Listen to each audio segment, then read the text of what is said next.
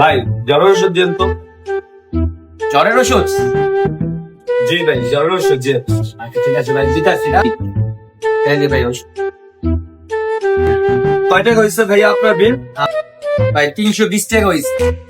এই দিল ভাইকে 350 টাকা দিয়ে দাও বুঝছো, 30 টাকা আপনার টিপস। এই ভাই কি করেন ভাই? আপনার চেক রাখতেছেন কি লেগে? আমি তো চেকে লেনদেন করি না, ক্যাশে লেনদেন করি। আপনি ক্যাশ দেন আমাকে। তো গোয়েন আপনি যে এখানে চেক চলে না। How funny.